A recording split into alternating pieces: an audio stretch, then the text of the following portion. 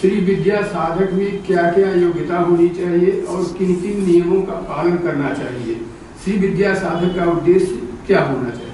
श्री विद्या साधक का उद्देश्य क्या होना चाहिए? बैठिए। पराचिति का नाम है श्री, उसको प्राप्त कराने वाली, अभिव्यक्त करने वाली विद्या का नाम है श्री विद्या। श्री का अर्थ है पराचिति, जिसको हम सच्चिदानंद स्वरूप ब्रह्म कहते हैं, उसी को शाक्तक प्रस्थान में पराचिति कहते हैं। श्री विद्या, श्री का अर्थ है पराचिति, उसको प्राप्त कराने वाली जो विद्या है उसका नाम है श्री विद्या। जो मातृशक्ति है, माताएं हैं, उनके रूप में साक्षात श्री देवी भगवती ही अभिव्यक्त हैं। किसी मातृशक्ति का अपमान न हो, यह ध्यान रखना चाहिए। श्री विद्या के उपासकों को किसी का अपमान न हो, लेकिन विशेषकर मातृशक्ति के प्रति पूर्ण सम्मान हो, अपनत्व हो, मर्यादा की रक्षा की सीमा में जीवन यापन करें तो श्री विद्या जल्दी फलती है। पृथ्वी में 5 गुण हैं, शब्द स्पर्श रूप रस गंध। जल में शब्द स्पर्श रूप रस 4 गुण हैं। तेज में शब्द स्पर्श रूप 3 गुण हैं। वायु में शब्द स्पर्श 2 गुण हैं। आकाश में 1 गुण है। शब्द कारण का गुण कार्य में अनुगत होता है। नीचे से विचार करें 5, 4, 3, 2, 1, 15। ऊपर से विचार करें 1, 2, 3, 4, 5, 15। 15 गुणों के कारण ही पंचदशी विद्या में 15 अक्षर हो जाते हैं। इन सब की अभिव्यक्ति ओम एकाक्षर ब्रह्म से हुई है। आकाश की अभिव्यक्ति कहाँ से बोल रहा हूँ? गोपाल उत्तर तापनी उपनिषद से बोल रहा हूँ। इसीलिए ओम को मिला दें तो षोडशी विद्या की सिद्धि भी हो जाती है।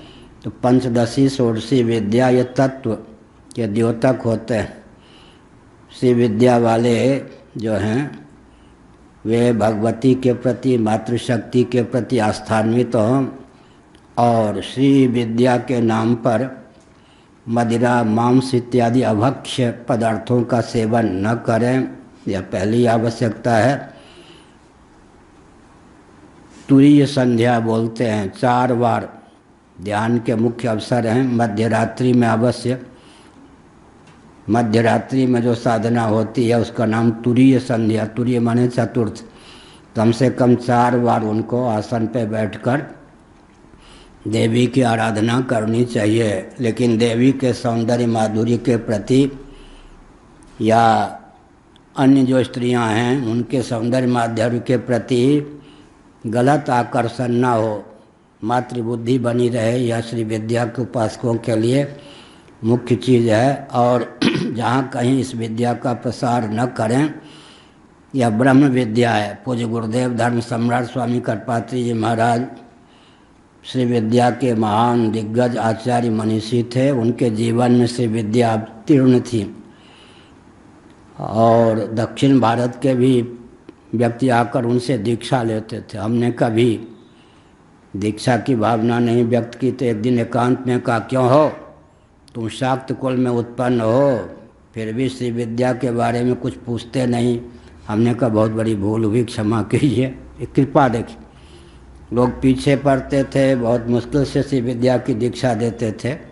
हमको उन्होंने कहा, क्यों हो, तुम शाक्त कुल में उत्पन्न हो, कभी तुमने श्री विद्या के बारे में कुछ पूछा ही नहीं, ब्रह्म विद्या के बारे में। तो फिर हमने कहा बहुत बड़ी भूल हुई, हमको दीक्षा चाहिए। ठीक है, मुहूर्त आने पर। कहा आज बहुत बढ़िया मुहूर्त। एक बार में 1 मंत्र की दीक्षा। उन्होंने कहा तुम लिखने पढ़ने वाले हो, 3 अक्षर से लेकर 16 अक्षर तक और महाषोडशी सब मंत्र लिख के हाथ से दे दिया और सबका उपदेश कर दिया। फिर उन्होंने एक विचित्र बात कही, मुझसे बहुतों ने श्री विद्या की दीक्षा ली लेकिन धन मान के अर्जन में उसका उपयोग किया। देखो, मैंने कभी श्री विद्या का उपयोग धनमान के अर्जन में नहीं किया। ये धनमान के अर्जन की विद्या है ऐसा मत समझना, ब्रह्म विद्या है। कल ही महर्षि केश ब्रह्मचारी जी, इनका नाम क्यों लेता हूँ, ये भोजन परोसते हैं तो उस समय भी हमारा अध्ययन ही चलता है। जो ग्रंथ लिखते, कंप्यूटर सुनाते जाते, हम भी कुछ बोलते जाते। इसलिए तो हम बता रहे थे श्री विद्या जो है ब्रह्म विद्या ही है। श्री चक्र की बात कह रहे थे, उसमें रेखा गणित, बीज गणित, सब श्री चक्र का जो निर्माण होता है उसमें अंकामनाय, अक्षरामनाय, रेखामनाय तीनों की पराकाष्ठा है। केवल श्री यंत्र के निर्माण की कहाँ कौन सी चीज़ है, कौन अक्षर है, कौन अंक है, कितने क्या हैं, कोई समझ ले तो रेखा गणित में, बीज गणित में और सामान्य गणित में, अंक गणित में वो माहिर हो जाए। तो श्री विद्या, श्री यंत्र में संक्षेप में कहता हूँ, मंत्र का पर्यवसान तंत्र में होता है, तंत्र का पर्यवसान यंत्र में होता है। श्री विद्या की पूर्ण दीक्षा मुझे प्राप्त है, श्री विद्या का महाभिषेक भी मुझे प्राप्त है। किसी से कहा आज तक कि श्री विद्या मैं जानता हूँ, मुझसे दीक्षा ले लो, किसी से कहा? जिनको थोड़ा सा ज्ञान है वो प्रचार करते हैं, मैं श्री विद्या अपने लिए, श्री विद्या, ओ सब आशुतोष नारायण इत्यादि ढेर के ढेर चले चली हो गए श्री विद्या के नाम पर। मुझे तो पूज्य गुरुदेव ने सारे मंत्र एक साथ दिया और यहाँ तक कि अपनी एक गुप्त लाल डायरी उनके पास थी, वो दी। उन्होंने कहा 2 पृष्ठ जो है अपना लिखा हुआ हाथ से पढ़ा नहीं जाता, पाठ नहीं किया जाता, चिन्मयानंद से लिखवा लो, तुम्हारे पास समय कम होगा। एक गुप्त डायरी है, श्री विद्या रत्नाकर आदि में भी ये सामग्री नहीं है, इसको मैंने अपने लिए रखा है। 2 पृष्ठ का पाठ कर लेना, इसी से सब कुछ मिल जाएगा। तुम्हारे पास अधिक समय नहीं है, लेकिन धन मान के लिए इस विद्या का उपयोग नहीं होना चाहिए। तो ब्रह्म विद्या है, मंत्र तंत्र यंत्र तीनों का संवेद स्वरूप श्री विद्या है। ये बात बहुत सुन लोग प्रसन्न हो रहे होंगे दर्शन भले ही न समझ में आवे। मंत्र तंत्र यंत्र, तो हमारा आपका जो कारण शरीर है मंत्रात्मक है। पराशक्ति कौन? परावाक, उसी में स्थित है। सूक्ष्म शरीर जो है तंत्रात्मक है, स्थूल शरीर यंत्रात्मक है। यह हमारा तीनों शरीर श्री कौन है? श्री यंत्र है। हाँ, श्री कौन है? भगवत तत्व, आत्म तत्व, पराचिति स्वरूप आत्म तत्व श्री है। और मंत्रात्मक कारण शरीर है, तंत्रात्मक सूक्ष्म शरीर है, यंत्रात्मक स्थूल शरीर है। पूज्य गुरुदेव ने हमसे कहा था भावनोपनिषद का अध्ययन करना, संयोग सदा तो उस पर में, अच्छा भगवान शंकराचार्य का भाष्य भी उस पर है। संयोग सदा तो भावनोपनिषद केवल 1 पृष्ठ का ही उपनिषद है। वो तत्व जितना ब्रह्म विद्या में प्रयुक्त और विनियुक्त तत्व हैं, उन्हीं को मंत्र तंत्र यंत्र का रूप देकर श्री विद्या का रूप दिया गया। मैंने विस्तार पूर्वक कुछ संकेत में उत्तर दिया। नारायण। विचार तो है भगवान स्वास्थ्य और समय देंगे ही। लगभग 1200 पृष्ठों में, हो सकता है 1500 पृष्ठ भी लग जाए। मंत्र तंत्र यंत्रादि परिशीलन नामक ग्रंथ लिखने का विचार है।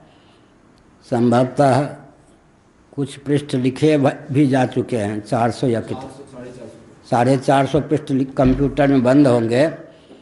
अभिनव गुप्त जी ने जो तंत्रालोक नामक ग्रंथ लिखा और तंत्रसार नामक ग्रंथ लिखा, उसका भी सारांश उसमें सन्निहित करना है। पूज्य गुरुदेव ने जो श्री विद्या वरिवस्या श्री विद्या रत्नाकर नामक ग्रंथ लिखा, उसका भी पूरे योग दर्शन, वेदांत दर्शन, सांख्य, वैशेषिक आदि इन सब को ढालना भी है। भगवत कृपा से संयोग सदैव ऐसी भावना है। मंत्र तंत्र यंत्रादि परिशीलन नामक ग्रंथ 400 से अधिक पृष्ठों में कंप्यूटर में है। 1500-2000 पृष्ठों तक यह तंत्र का अद्भुत ग्रंथ हो सकता है। नारायण।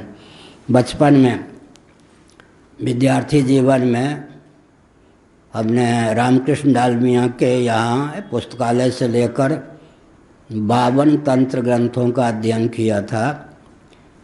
किस ग्रंथ का क्या नाम है इधर हमने ध्यान नहीं दिया, लेकिन 52 तंत्र ग्रंथों का हमसे हमारे जो अग्रज महोदय थे श्रीदेव झा, पंडित प्रवर श्रीदेव झा, उनके मार्गदर्शन में 52 तंत्र ग्रंथों का हमने छोटी आयु में अध्ययन किया था। नारायण।